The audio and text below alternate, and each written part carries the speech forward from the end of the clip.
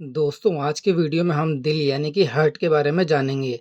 ये वाला दिल नहीं जो इतना अच्छा दिखाई देता है और प्यारा सा दिखाई देता है, बल्कि ये वाला दिल जो कि बहुत ज़्यादा कॉम्प्लेक्स दिखाई देता है। आपको एक नया कंसेप्ट बताता हूँ जिससे कि आप हार्ट को पूरी ज़िंदगी नहीं बोलेंगे, लेकिन आपको ये वीडियो बड़ी ध्यान से देखना पड़ेगा। तो चलिए शुरू करते हैं। हार्ट जो होता है ना वो एक घर की तरह होता है। जी हाँ, जैसा कि आपने बड़े बड़े आलीशान घर देखे ना उनकी तरह।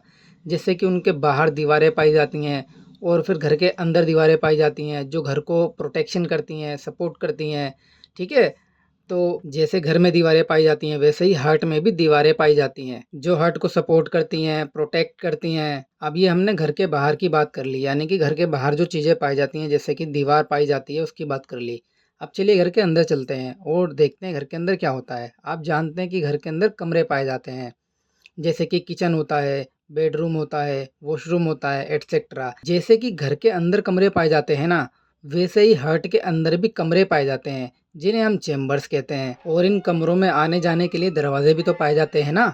जी हाँ, बिल्कुल जैसे ही घर में दरवाजे पाए जाते हैं वैसे ही हार्ट के कमरों यानी कि चेम्बर्स में आने जाने के लिए भी दरवाजे पाए जाते हैं। इन दरवाजों को हम हार्ट वॉल्व्स कहते हैं। जैसे कि घर में पाइप्स की मदद से पानी आता है और जाता है, ऐसे ही हार्ट में भी पाइप्स की मदद से ब्लड आता है और जाता है। पाइप्स का मतलब यहाँ पर है वेंस और आर्टरीज। वेंस और आर्टरीज की मदद से ही हार्ट में ब्लड आता है और हार्ट से ब्लड बाहर जाता है। तो चलिए अब हम हार्ट की दीवारों से शुरू करते हैं और उनके बारे में जानने की कोशिश करते हैं। हार्ट की जो दीवारें होती हैं वो नंबर में 4 होती हैं। जो लेयर हार्ट के सबसे पास पाई जाती है उसे हम एंडोकार्डियम कहते हैं।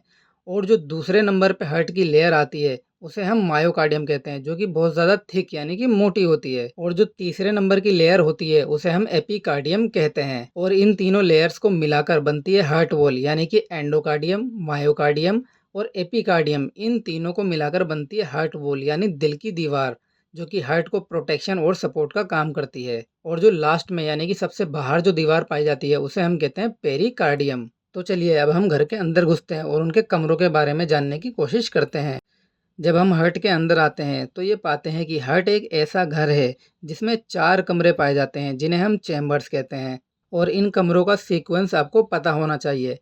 पहला वाला जो कमरा होता है यानी कि चैम्बर वो ये होता है, और दूसरा वाला चैम्बर ये होता है, और फिर तीसरा वाला ये चैम्बर होता है, और जो लास्ट वाला चैम्बर होता है जो सबसे बड़ा चैम्बर होता है वो ये होता है।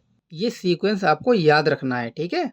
जैसे हमने घर के कमरों के नाम रख रखे हैं ना, वैसे ही हमने हार्ट के कमरों के भी नाम रख रखे हैं। तो चलिए इन नामों को जानने की कोशिश करते हैं। बड़े ध्यान से सुनिएगा। 2 ऊपर वाले जो चैम्बर होते हैं, ये जो ऊपर वाले चैम्बर हैं, इन्हें हम कहते हैं एट्रिया या एट्रियम। और जो 2 नीचे वाले चैम्बर होते हैं, उन्हें हम वेंट्रिकल कहते हैं। और जो राइट साइड पाया जाता है, ठीक है? जो राइट साइड पाया जाता है, वो राइट एट्रिया या राइट एट्रियम कहलाता है।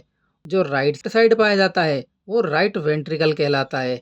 और ऐसे ही जो लेफ्ट साइड पाया जाता है वो लेफ्ट एट्रियम और लेफ्ट वेंट्रिकल कहलाता है। हमने कमरों के बारे में जान लिया, यानी कि हमने चैम्बर्स के बारे में जान लिया। तो चलिए कमरों में आने जाने के लिए जो दरवाजे यूज़ होते हैं जिन्हें हम हार्ट के अंदर हार्ट वोल्व्स कहते हैं, इनके बारे में जानने की कोशिश करते हैं। हार्ट वोल्व जो होते हैं ना वो भी नंबर में 4 होते हैं। तो चलिए अब हम इनके बारे में जानने की कोशिश करते हैं। पहला वाला दरवाज़ा यानी कि हार्ट वोल्व जो होता है वो ये होता है, जिसे हम ट्राइकस्पिड वोल्व कहते हैं। ट्राई का मतलब होता है 3 और कस्प कस्प का मतलब होता है फ्लैप। वोल्व मतलब दरवाज़ा। ट्राइकस्पिड यानी 3 कस्प वाला दरवाज़ा। आप इसको देसी भाषा में समझिए। ट्राई माने 3 और कस्प माने फ्लैप जो कहते हैं।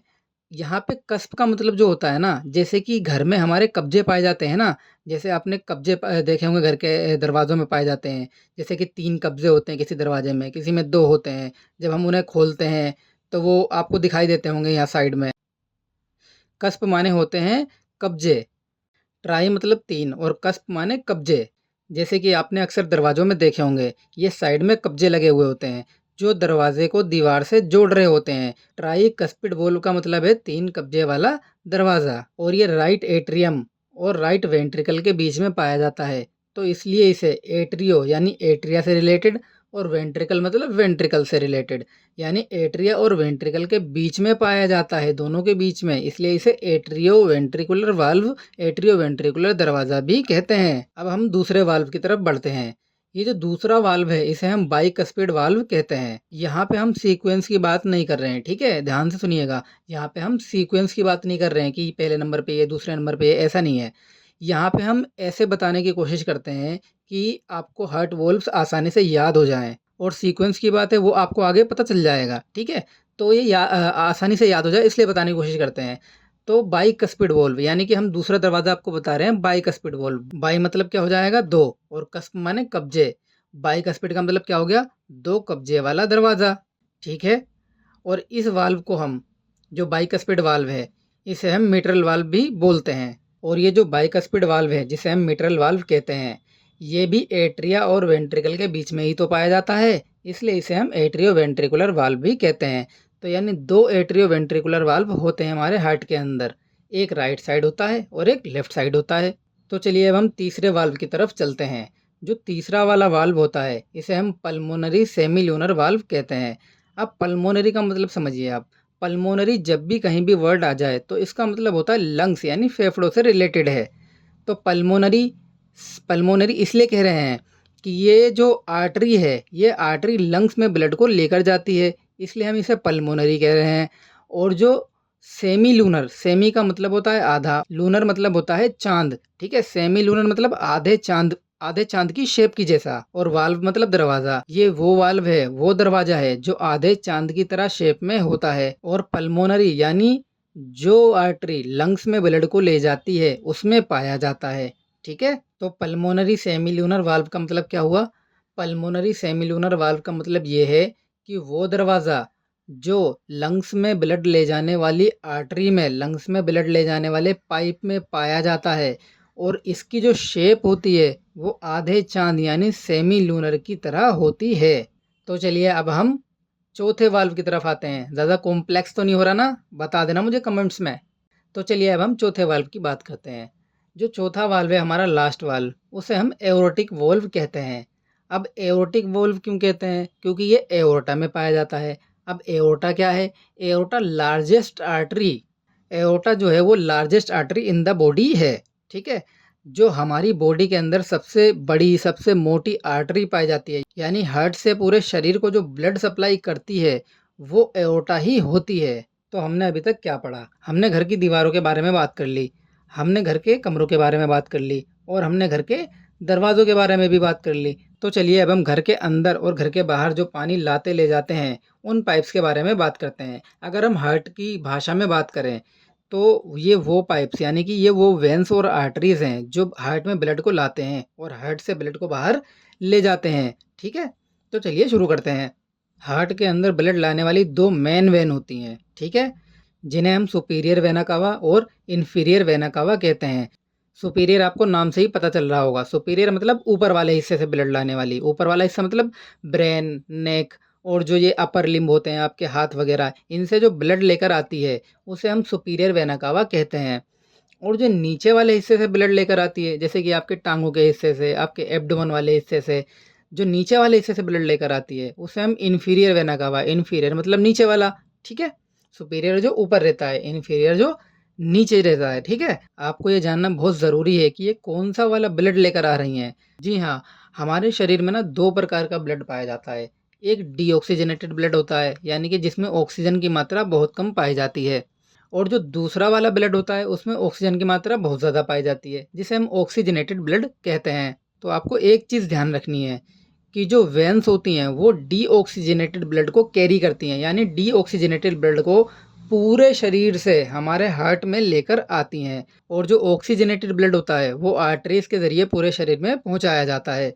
समझ में आ गया ना? तो सुपीरियर वेना कावा और inferior vena cava deoxygenated blood को लेकर हार्ट में एंटर करती हैं। ये हार्ट में कहाँ पर एंटर करती हैं? ये हार्ट के पहले चैम्बर में एंटर करती हैं, जिसे हम क्या कहते हैं? याद करो, जिसे हम कहते हैं राइट एट्रियम। राइट एट्रियम में सुपीरियर वेना कावा और inferior vena cava deoxygenated blood को पूरे शरीर से लेकर आती हैं और इसमें डाल देती हैं। अब जैसे जैसे इस कमरे में ब्लड भरना स्टार्ट होगा, ये वैसे वैसे दरवाजे पर प्रेशर लगाना स्टार्ट करेगा। और जब ये कमरा पूरी तरह से ब्लड से भर जाएगा, यानी कि ये चैम्बर पूरी तरह से ब्लड से भर जाएगा, तो इस वोल्व यानी कि क्या कहते हैं इसको? याद कीजिए, जी हाँ, ट्राइकस्पिड वोल्व। इस वोल्व पर ट्राइकस्पिड वोल्व पर बहुत ज़्यादा प्रेशर लगना स्टार्ट हो जाएगा। अब ध्यान से सुनिएगा, हमारे जो दिल के दरवाजे होते हैं ना, वो आसानी से नहीं खुलते हैं। इन्हें फोर्सफुली यानी कि ज़बरदस्ती खोलना पड़ता है।